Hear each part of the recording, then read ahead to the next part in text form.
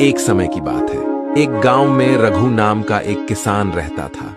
रघु बड़ा ही मेहनती और दयालु था। सिर्फ इंसानों से नहीं, वो जानवरों से भी उतनी ही दया से पेश आता था। उसके परिवार में उसकी पत्नी लता और छोटा सा बेटा छोटू था, सिर्फ 5-6 महीने का। छोटू या तो माँ की गोद में रहता था या पालने में सोया करता था। रघु और लता दोनों ही अपने इस नन्हे मुन्ने लाल से बेपनाह मोहब्बत करते थे। एक दिन जब रघु खेतों से घर लौट रहा था तो रास्ते में उसे एक नेवले का छोटा सा बच्चा दिखा। वो अकेला, घायल और डरा हुआ जैसे अपनी मां से बिछड़ गया हो। उस छोटे से नेवले को देखकर रघु को उस पर दया आ गई। अरे तुम तो बिल्कुल अकेले हो, पर अब चिंता की कोई बात नहीं है। मैं आ गया हूँ ना, अब तुम मेरे साथ चलो, मैं तुम्हें अपने घर रखूंगा। रघु उसे प्यार से उठाकर घर ले आया और अपनी पत्नी लता के पास ले गया। लता, देखो मैं क्या लाया हूँ। एक छोटा सा नेवला का बच्चा, कितना प्यारा है ना।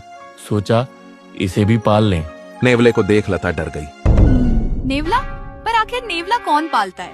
ये तो बहुत खतरनाक होते हैं। लता, ये एक छोटा सा बच्चा है, इसका इस दुनिया में कोई नहीं। और आखिर एक छोटे से नेवले से क्या खतरा। हम इसकी जैसी परवरिश करेंगे, ये वैसा ही बनेगा। डरने की कोई बात नहीं। रघु की बात सुन लता मान गई और नेवले को अपने घर रखने को तैयार हो गई। चलो ठीक है, अगर तुम लाए हो तो कुछ सोच समझ के ही लाए होगे। और उस दिन से लता ने उस नेवले के बच्चे, जिसका नाम उन्होंने भोलू रखा, उसका भी पालन पोषण शुरू कर दिया। जैसे छोटू उसका बेटा था, वैसे ही भोलू भी उसका अपना लगने लगा। कुछ महीने गुजर गए। छोटू अब भी पालने में छोटा सा था, लेकिन भोलू बड़ा हो गया था। घर में इधर उधर उछलता कूदता रहता।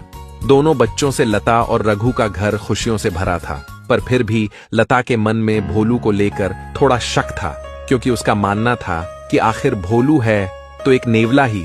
एक दिन भोलू और छोटू खेल रहे थे। रघु वहीं बैठा उन्हें देख रहा था। तभी लता वहां आई और भोलू को छोटू के पास देखा।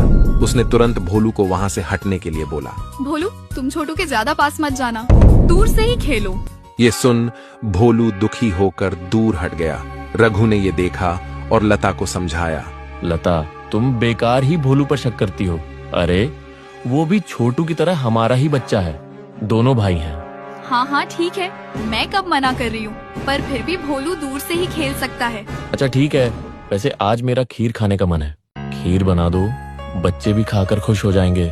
हाँ हाँ ठीक है, बना दूंगी, पर खीर बनाने के लिए बाजार से सामान लाना होगा। मैं अभी जाकर ले आती हूँ। ठीक है। तुम छोटू का ध्यान रखना, और हाँ